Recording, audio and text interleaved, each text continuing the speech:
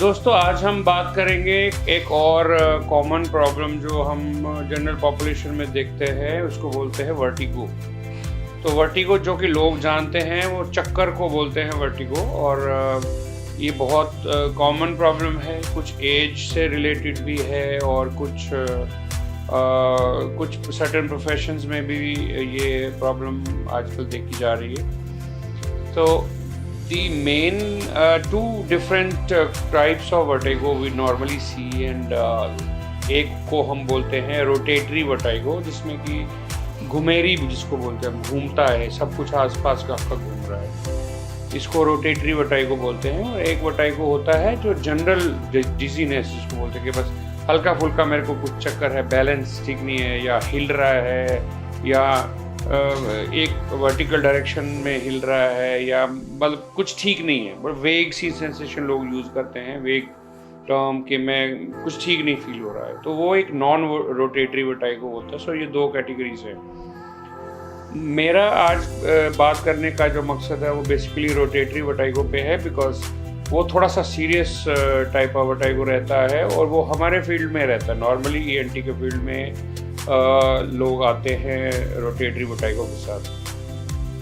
बहुत common problem आजकल है, जैसे यंग एज में या इवन मिडिल एज में, कि लोग फ़ोन में घुसे रहते हैं सारा दिन, और वो फ़ोन में घुसने से एक नेक का एक पर्टिकुलर पोस्चर बनता है जिससे स्पाइनल कॉर्ड पे स्ट्रेन पड़ता है।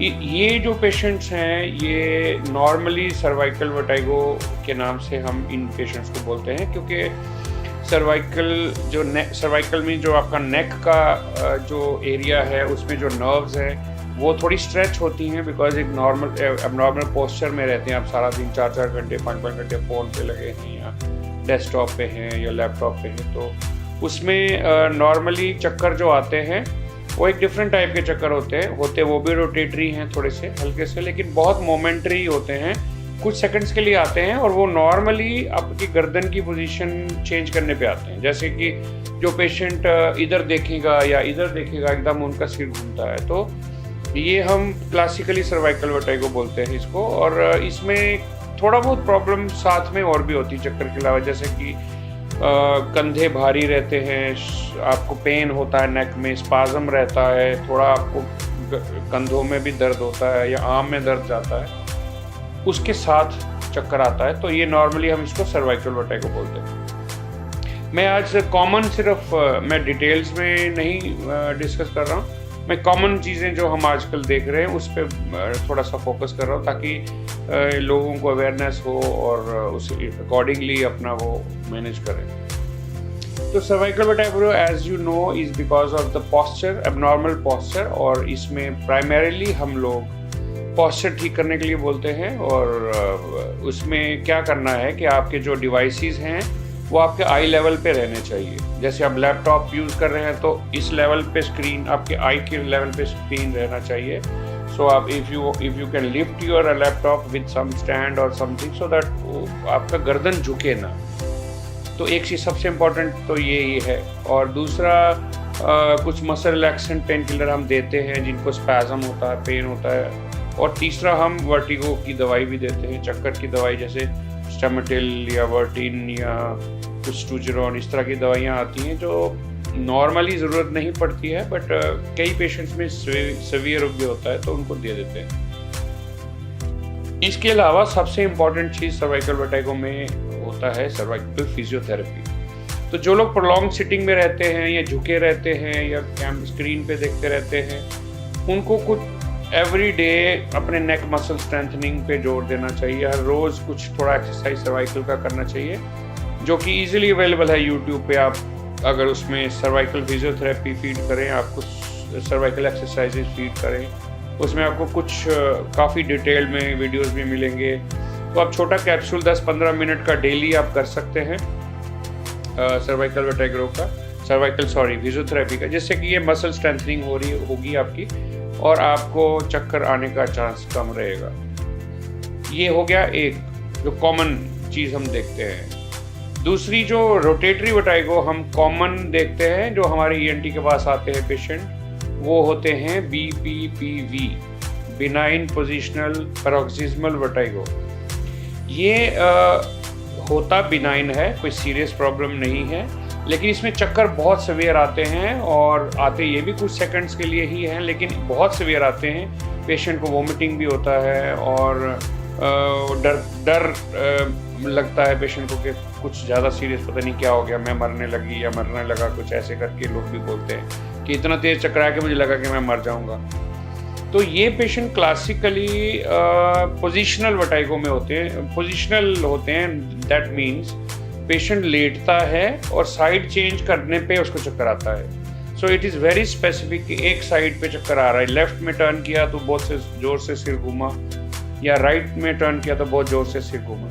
तो अगर लेफ्ट टर्न करने पे चक्कर आता है तो उनके लेफ्ट कान के बैलेंस ऑर्गन में प्रॉब्लम है, और अगर राइट टर्न करके चक्कर आता है तो उनके राइट के कान के बैलेंस ऑर्गन में प्रॉब्लम। तो ये बहुत ही कॉमन प्रॉब्लम है। ऑलमोस्ट 80% ऑफ रोटेशन वर्टाइगो जो जिसको हम बोलते हैं, घूमने वाला चक्कर, घुमेरी, 80% पेशेंट्स में ये प्रॉब्लम होती है BPPV की। तो ये डायग्नोज ENT वाले इजीली करते हैं, क्योंकि इसमें एक पर्टिकुलर टेस्ट बोलते हैं, DHT करते हैं, डिक्साल्पाइक टेस्ट करते हैं। पेशेंट को लिटा के गर्दन घुमाते हैं तो पेशेंट को एकदम चक्कर आता है, तो वो डायग्नोस्टिक होता है। आंखें भी घूमती हैं तो हम आंखें देखते हैं, उनके घूमने की डायरेक्शन देखते हैं, जिसको निस्टैग्मस बोलते हैं। तो वो हम जब देखते हैं और एक पर्टिकुलर डायरेक्शन में वो जा रही होती है तो उससे डायग्नोस होता है कि इस कान में ये प्रॉब्लम है। वो बेसिकली उसका कारण ये होता है कि with due course of time degeneration होती है कान के बैलेंस ऑर्गन में, और कुछ पार्टिकल्स बन जाते हैं जो अपने पेरेंट ऑर्गन से निकल के सेंसिटिव एरिया पे आके अटक जाते हैं और वहाँ पर वो इरिटेशन करते हैं बैलेंस ऑर्गन में, तो वो चक्कर आता है। और वो पर्टिकुलर पोजीशन हेड की करने पे ही वो इरिटेट करते हैं, तो इसीलिए वो चक्कर आते हैं उसमें। ये भी कोई डिफ़िकल्ट नहीं है ट्रीट करना। पेशेंट को रीएश्योरेंस होना ज़रूरी है कि कोई सीरियस प्रॉब्लम नहीं है, जानलेवा प्रॉब्लम नहीं है, जो कि पेशेंट नॉर्मली अपने मुंह से बोलते हैं कि जानलेवा तो नहीं है। तो ये जानलेवा प्रॉब्लम नहीं है, बहुत ईजिली मैनेजेबल है। एज ए ENT सर्जन हम इस बीमारी को एक मैनूवर से ठीक करते हैं। हेड की पोजीशन को एक मैनूवर करते हैं जिसको बोलते हैं एप्लेज मैनूवर, और ये काफ़ी हद तक उस मैनूवर से ही ठीक हो जाता है पेशेंट।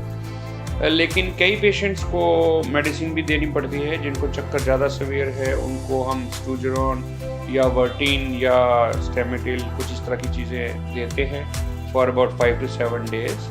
और इसके अलावा हम एक इम्पॉर्टेंट चीज़ बोलते हैं कि एडेप्टेशन एक्सरसाइजेज होती हैं। So vestibular adaptation exercise, balance organ को अडेप्ट करने के लिए कुछ एक्सरसाइजेज हम बताते हैं जो पेशेंट अर्लीस्ट पॉसिबल शुरू करता है। जब जैसे ही वो थोड़ा सेटल होता है उसको शुरू करना है।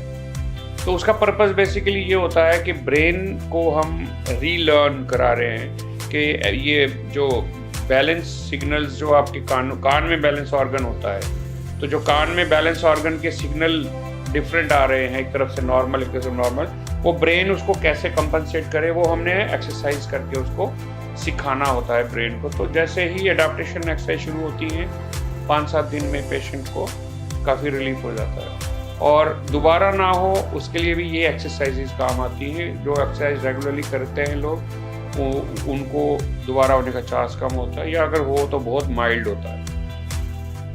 ये 2 मोस्ट कॉमन कॉज वर्टाइगो के होते हैं कॉमनली, और इसके अलावा जो रेयर कॉजेज जो होते हैं वो थोड़े सीरियस हैं, वो शायद इस टाइम डिस्कस करने के लिए इतने सिग्निफिकेंट नहीं है कि इस टाइम डिस्कस किया जाए। जिन पेशेंट्स को चक्कर के साथ कुछ और सिम्टम्स आते हैं, जैसे पैरालिसिस हो गया है या हियरिंग लॉस हुआ है साथ में, या साथ में कान में कुछ आवाज़ें, टिनाइटस हो रहा है, आवाज़ें भी आ रही चक्कर के साथ, और चक्कर का ड्यूरेशन थोड़ा सा ज़्यादा है, सेकंड्स नहीं है, मिनट्स आवर्स या पूरा दिन है, और बहुत इनकैपेसिटेटिंग चक्कर है, सारा दिन पेशेंट उल्टियाँ या नौशिया हो रहा है, वो थोड़े सीरियस कॉजेज़ हैं और उसके लिए काफ़ी इन्वेस्टिगेशन करना चाहिए। MRI भी किया जाता है कई पेशेंट्स में, और हियरिंग टेस्ट, और lot of battery of test are required on those cases. तो वो आज की टॉक के प्रीव्यू में नहीं है, लेकिन मेरे कि आज मेरा purpose 2 commonest causes of dizziness या वर्टिगो वो बताना था, और वो है सर्वाइकल और बीपीपी। Thank you.